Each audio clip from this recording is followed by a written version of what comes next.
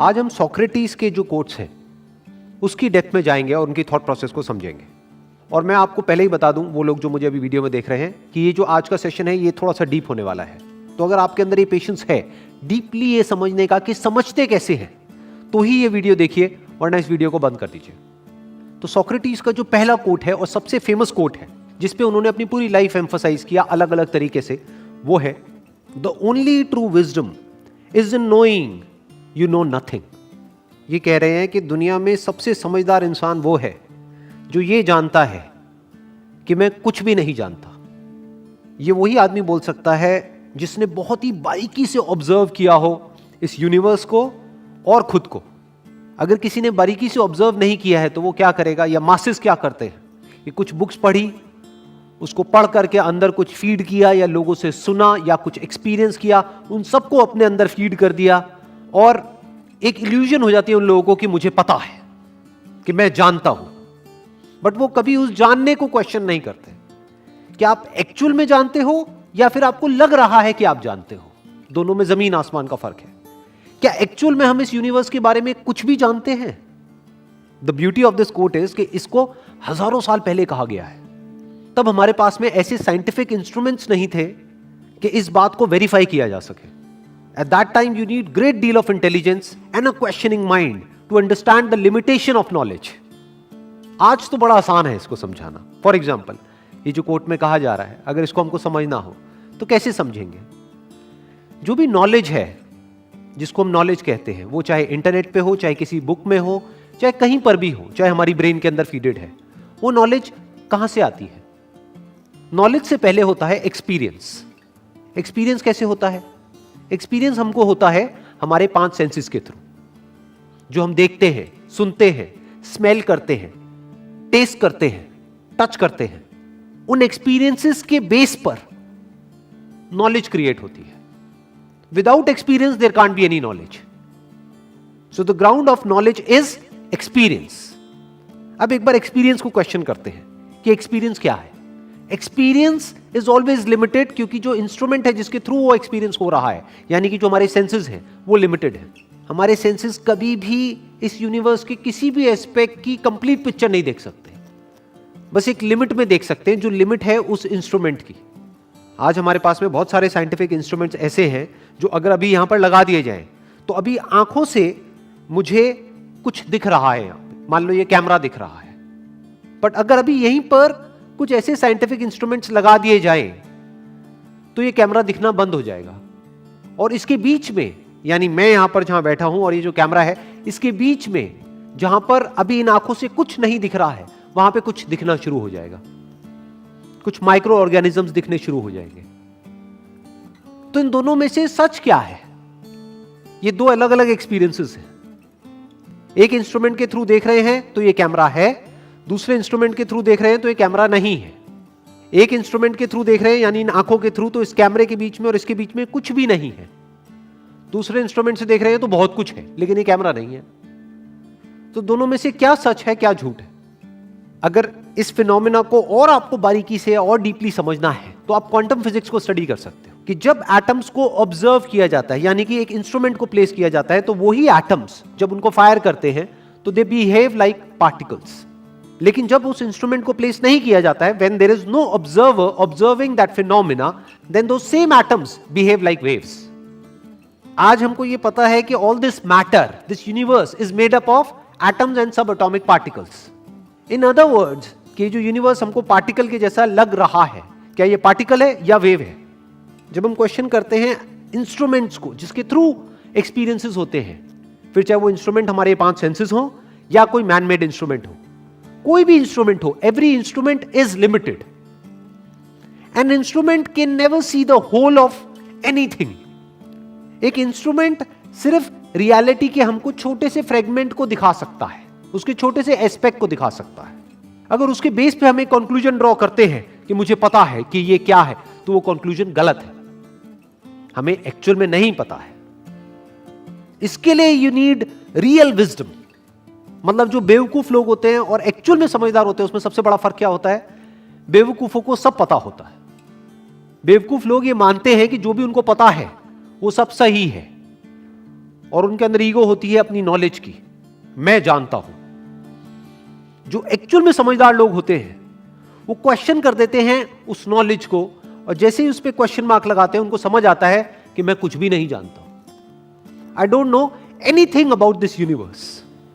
जो भी हमारी नॉलेज है that is nothing but a stand point, that is just a point of view, कि एक एंगल से आप देखते हो तो लगता है कि वो है, दूसरे एंगल से देखते हो तो वो नहीं है। इसको बोलते हैं रिलेटिव नॉलेज, इसको बोलते हैं को एग्जिस्टेंस। क्या आंखों की वजह से ये यूनिवर्स जो दिख रहा है वो है, या इस यूनिवर्स की वजह से आंखें हैं? क्या आवाज की वजह से कान है, या कानों की वजह से आवाज है? दोनों एक दूसरे पे डिपेंड करते हैं। कान तो हो लेकिन अगर कोई आवाज ही ना हो तो कान का होना ना होना बराबर हो गया। आंखें तो हो लेकिन लाइट ना हो तो आंखों का खुला होना और बंद होना बराबर है। तो क्या लाइट की वजह से आंखों की एग्जिस्टेंस है, या आंखों की वजह से लाइट की एग्जिस्टेंस है? इस तरह से जब हम देखते हैं तो हमको समझ आता है it is just a stand point. और अगर एक लेवल और डीप में चलना है हमको, अभी तक जितनी हमने बात करी है अगर वो हमको समझ आ रही है और हमारे अंदर हिम्मत है और एक और लेवल डीप में जाने की, तो जितनी भी नॉलेज है जो भी हमारे अंदर फीडेड है उस सबका ग्राउंड क्या है, उस सबका सेंटर पॉइंट क्या है? मैं हूं तभी तो सब कुछ है। I am, that's why everything is. इस आई एम को क्वेश्चन करो। Do you know anything about yourself? जब आप शीशे में देख रहे हो और जिसको बोल रहे हो कि ये मैं हूं, तो जो दिख रहा है वो एक्चुअल में क्या है? इसमें ढूंढो उस मैं को जिसको भी आप मैं बोलते हो। सब कुछ तो उधार का है, आपका है क्या? धरती, जल, अग्नि, वायु, आकाश, इसकी बनी है ना ये बॉडी। इसमें से आपका क्या है? आप क्या हो इसमें से? जो भी आपके ब्रेन के अंदर मेमोरी फीडेड है, उस मेमोरी के बेस पे आप सोचते हो, जिसको थॉट्स बोलते हैं, थिंकिंग बोलते हैं। क्या वो मेमोरी आपकी है?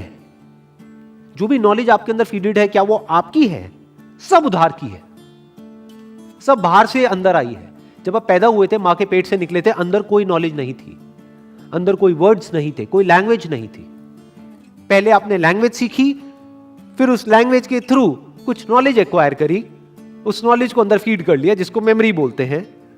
उस मेमोरी के बेस पे आप सोचते हो और सोच करके कहते हो कि ये मेरी थिंकिंग है, ये मैं हूं, मैं सोच रहा हूं। कौन सोच रहा है?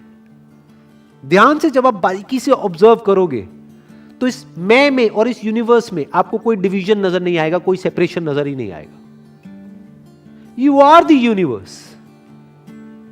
तो क्या आप इस पूरे यूनिवर्स को जान सकते हो? ऐसा कोई इंस्ट्रूमेंट है कि इस यूनिवर्स के हर एस्पेक्ट को जान सके? एवरी इंस्ट्रूमेंट इज लिमिटेड, तो you can never know the whole, you can never experience the whole.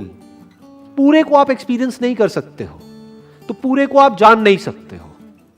और आप पूरे हो। आप जिसको जान रहे हो वो अधूरी नॉलेज है, वो इनकम्प्लीट नॉलेज है, वो इनकरेक्ट नॉलेज है। तो आपकी सारी नॉलेज गलत है। उसका जो बेस है, यानी कि आप, मैं ये हूं, वो ही बेस गलत है जब उसको आप क्वेश्चन करते हो। तो जो भी कुछ मैं जानता हूं खुद के बारे में या दूसरों के बारे में या इस यूनिवर्स के बारे में, वो सब गलत है। क्यों? क्योंकि मैं कैसे जानता हूं? तोड़ करके, जबकि सब कुछ जुड़ा हुआ है। सब कुछ एक दूसरे से जुड़ा हुआ है, चाहे हमें दिख रहा है चाहे नहीं दिख रहा है। Everything is interconnected and interdependent. तो जब मैं पूरे को एक्सपीरियंस ही नहीं कर सकता, ऐसा कोई इंस्ट्रूमेंट है ही नहीं, तो पूरे को जान कैसे सकता हूं? और जब पूरे को जान नहीं सकता तो जो भी मैं जानता हूं वो अधूरा है, वो पूरा नहीं है। इनफैक्ट इसी के साथ में एक और इनका कोट जुड़ा हुआ है, वो है I know you won't believe me. मुझे पता है आप मुझ पर विश्वास नहीं करोगे, but the highest form of human excellence is to question oneself and others. जिस तरीके से इन्होंने ये बोला है वो बड़ा इंटरेस्टिंग है। ध्यान से ऑब्जर्व करो, क्या कह रहे हैं? आई नो यू वोंट बिलीव मी। क्यों? ये मजाक उड़ा रहे हैं आपका, मासिस का मजाक उड़ा रहे हैं। क्यों? क्योंकि उनको पता है वो बिलीव्स में ही जीते हैं, और जो भी वो बिलीव करते हैं उसको पकड़ करके बस बैठे रहते हैं। उससे अलग कुछ भी होता है तो उसको कॉन्ट्रडिक्ट करते हैं, उससे लड़ते हैं, उसको काटते हैं, उसको नहीं मानते हैं। बस जो मानते हैं, बचपन से जो उनको मनाया गया है, जिस भी तरह के बैकग्राउंड से वो हैं, बस उसको पकड़ के बैठे रहते हैं। और उस बिलीफ को अगर कोई क्वेश्चन करता है तो जो क्वेश्चन करता है उस पर अटैक कर देते हैं। तो पहले ही कह रहे हैं, मतलब इस कोटेशन की शुरुआत कहां से हो रही है? I know you won't believe मी। क्यों? क्योंकि आप लोग बिलीफ में ही जीते हो, बिलीफ में ही मरते हो। उसको क्वेश्चन करने का दम नहीं है, बहुत कम लोगों में होता है। और जिनमें यह दम होता है, मासेस जो है वो उसके अगेंस्ट हो जाते हैं, क्योंकि मासेस बिलीफ्स में जीते हैं। इनफैक्ट सोक्रेटिस के साथ भी यही हुआ था। इन्होंने क्वेश्चन किया। किसको क्वेश्चन किया? वहां के जो बिलीफ्स थे उनको क्वेश्चन कर दिया, उनके देवी देवताओं को क्वेश्चन कर दिया। तो जो मासेस है वो उसके अगेंस्ट हो गए, तो एंड में उसको मार दिया गया। अलग अलग रिलीजन के अलग अलग लोग हैं जिन्होंने अलग अलग बातें मान रखी हैं, डिपेंडिंग अपॉन कि उनकी अलग अलग बुक्स में क्या अलग अलग लिखा हुआ है, और वो उसको पकड़ करके बैठे हुए हैं। इसीलिए वो लोग आपस में लड़ते झगड़ते हैं। क्यों? क्योंकि बुक्स अलग अलग है, तो लिखा हुआ अलग अलग है, तो वहां पे लड़ाई झगड़ा होना ही होना है। मैं कुछ मानता हूं, तू कुछ और मानता है, तो मैं और तू की लड़ाई होनी ही होनी है। सारी लड़ाइयां इसी लेवल पे है। क्वेश्चनिंग के लेवल पे कोई लड़ाई नहीं है। क्वेश्चनिंग दो लोग मिल करके भी कर सकते हैं। दो अलग अलग रिलीजन के लोग अगर इंटेलिजेंट है तो मिल करके भी क्वेश्चनिंग कर सकते हैं। आओ बैठ करके क्वेश्चनिंग करते हैं कि इस बुक में क्या है, उस बुक में क्या है, निकालते हैं इसमें से। तो क्या कहा जा रहा है कि कुछ भी मानो मत, यहां पर भर करके मत बैठे रहो।